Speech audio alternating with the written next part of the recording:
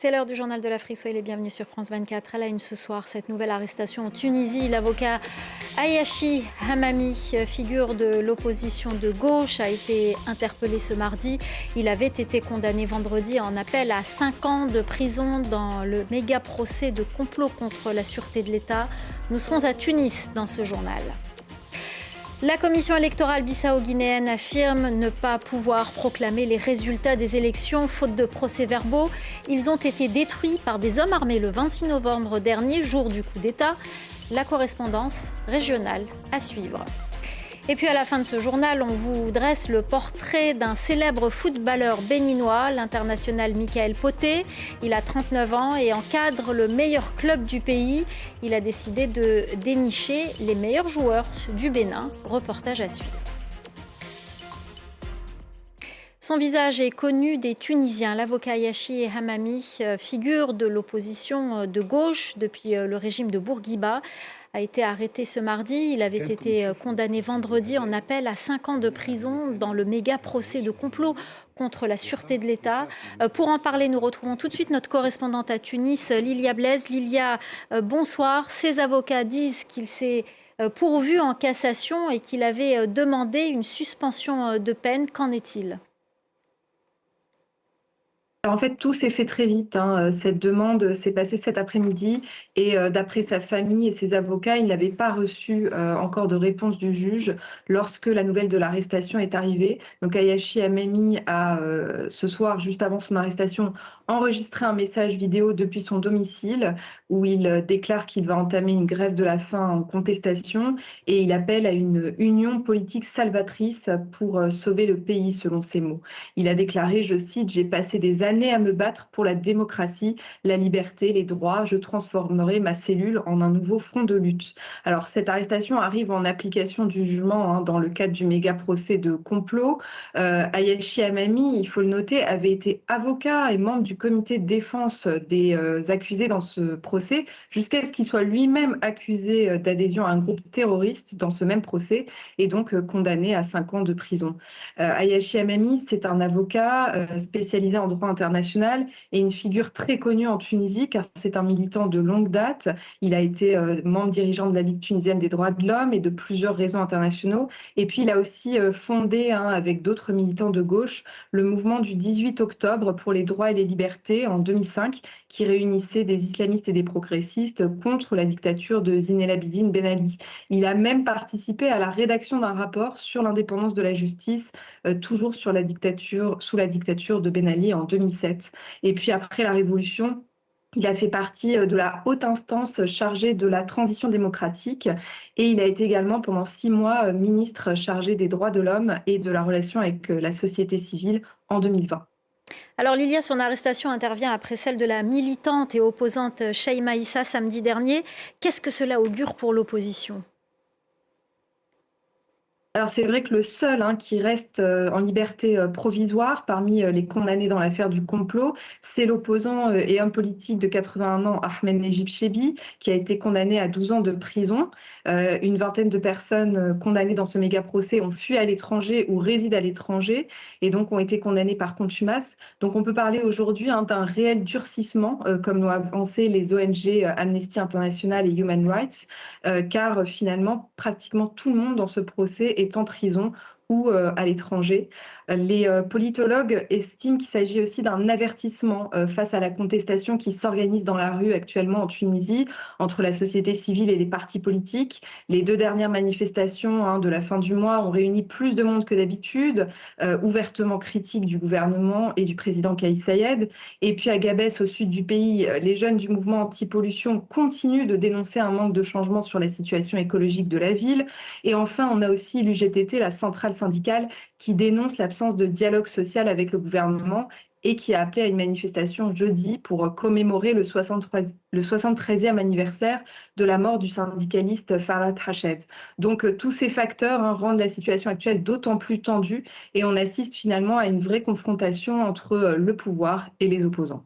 Merci beaucoup Lilia Blaise, notre correspondante à Tunis. Merci pour ce décryptage. En Guinée-Bissau, la Commission nationale des élections, la CNE, affirme ne pas pouvoir proclamer les résultats des élections après la destruction des procès-verbaux par des hommes armés le 26 novembre dernier, jour du coup d'État. Une mission de la CEDEAO chargée de la médiation avec les autorités de transition est arrivée à Bissau ce mardi. La correspondance régionale d'Aminatou Diallo. Face à la presse, la CNE est revenue sur le saccage de son siège. Sont désignés de responsables. L'institution affirme que des hommes armés encagoulés ont fait irruption dans ses locaux le 26 novembre, au moment où les premiers tirs retentissaient à Bissau. Les assaillants ont fait irruption dans le bâtiment où des agents compilaient les résultats électoraux. Ils ont menacé le personnel, procédé à des arrestations, puis saccagé le matériel administratif et détruit les procès-verbaux. Selon la CNE, des documents en provenance d'autres régions destinés à la capitale ont également été interceptés. Depuis le début de la crise déclenchée par le coup d'État, plusieurs acteurs politiques, notamment de l'opposition, réclament la poursuite du processus électoral. Mais dans ces conditions, la CNE reconnaît son incapacité totale à finaliser le scrutin du 23 novembre et par conséquent à proclamer des résultats. Les assaillants ont confisqué les effets personnels, les téléphones portables, les ordinateurs, les portefeuilles des agents. Ils ont totalement détruit les installations de la Commission nationale des élections. Des documents, des ordinateurs, des équipements annexes, ainsi que les procès-verbaux de dépouillement, les originaux qui s'y trouvaient, ont tous été emportés. Pour conclure, la Commission réaffirme à la mission de la CEDEAO son incapacité totale à finaliser le processus électoral du 23 novembre 2025 et à proclamer les résultats, puisqu'elle ne détient aucun procès-verbal régional à sa disposition. Lundi, une mission de la CEDEAO est arrivée à Bissau pour relancer la médiation avec les autorités de transition. À l'issue de leur rencontre, les autorités ont évoqué des échanges fructueux. Le président de la CNE ainsi que des magistrats détenus depuis la prise du pouvoir par les militaires ont été libérés. En revanche, l'opposant Domingos Simões Pereira, le leader du PAIGC, le parti historique du pays, reste toujours détenu, selon des membres de sa famille. Un ancien chef d'état-major nommé ministre de la Défense au Nigeria, le général Christopher Musa, prend ses fonctions alors que le pays est confronté à une vague d'enlèvements massifs. Cette nomination intervient au lendemain de la démission de son prédécesseur Mohamed Badarou Aboubakar. Et justement, dans les zones rurales, des citoyens s'organisent en groupe d'autodéfense pour patrouiller et se battre contre les bandits armés, une initiative qui n'est pas sans risque. Clémence Valère. Là, sans ses bottes, Makaïlou Amine se prépare pour une nouvelle journée de travail. Il fait partie d'une force d'autodéfense chargée de lutter contre les bandits armés à travers l'État du Niger au Nigeria. Il sait qu'il risque sa vie au quotidien, mais considère le travail comme essentiel. Je n'ai pas peur, car que vous sortiez ou restiez chez vous, des choses graves peuvent toujours vous arriver. Et nous avons déjà décidé de faire ce travail. Nous nous aidons nous-mêmes, nous aidons nos sœurs et nos frères dans nos communautés. Makaïlou fait partie des 50 000 agents de sécurité bénévoles opérant dans 25 zones du gouvernement local de l'État du Niger. Ils sont rattachés au groupe conjoint de sécurité non conventionnelle, une coalition de 15 organisations bénévoles formée en août dernier. Cette coalition a été créée en réponse à la recrudescence des attaques de bandits et d'insurgés dans les zones rurales du nord du Nigeria. Si on examine les cibles du banditisme dans l'État du Niger, aujourd'hui, on constate qu'elles se trouvent dans les zones reculées, où nous n'avons ni policiers ni militaires. Mais nous avons des locaux qui se portent volontaires pour protéger la vie et les biens des habitants. Les bénévoles sont associés à l'armée et à la police pour rechercher les élèves et professeurs qui ont été enlevés d'une école catholique de Papiri le 21 novembre. 50 élèves ont réussi à s'échapper et à rejoindre leurs familles, mais des centaines d'autres sont toujours retenus en captivité. Ce soir, on vous parle du plus grand lac d'Afrique, le lac Victoria. Il fait vivre près de 40 millions de personnes, mais ses stocks de poissons s'effondrent. En un an, ils ont chuté de 35%. Parmi les causes, la pollution de l'eau. Reportage au Kenya de Maud Lafaille et Fred Oko. Didier remonte à la surface une cage de poissons d'élevage. Une nuit a suffi pour que son entreprise familiale s'écroule. Comme vous pouvez le voir, toutes ces cages sont vides. Sur les 120 cages du site, 23 n'ont plus aucun poisson. Chacune représente 5 000 € de pertes. À nouveau, il faudra réinvestir, racheter les alevins, entretenir. Cela s'est déjà produit en 2023, mais ce n'était pas si grave. Cette fois-ci, c'est vraiment déprimant, au point que nous avons même envisagé de tout abandonner et de retourner au bord du lac. Les eaux profondes du lac, moins riches en oxygène, remontent vers la surface. Selon les scientifiques, la pollution aggrave la situation. Causée par les rejets domestiques, industriels et agricoles, elle asphyxie les poissons. S'il y a de la pollution, cela va épuiser l'oxygène présent dans la zone. La conséquence sera la mort immédiate des poissons, c'est certain. Les poissons qui nagent librement dans le lac peuvent s'échapper, mais ceux qui sont dans les cages, eux, sont prisonniers. À l'embouchure de la rivière Kibos, le niveau d'oxygène est 2 fois inférieur à ce qu'il devrait être. C'est l'un des endroits les plus impactés. Maintenant, la couleur de l'eau est brun foncé et l'odeur qui s'en dégage, elle est âcre. Si les polluants continuent de contaminer le lac, alors la santé de nombreuses personnes en pâtira. Ce sera notamment le cas à Kisumu, où 50% des ménages utilisent exclusivement l'eau du lac pour leurs besoins quotidiens. Des lois existent pour lutter contre sa pollution, mais leur mise en œuvre reste le véritable défi.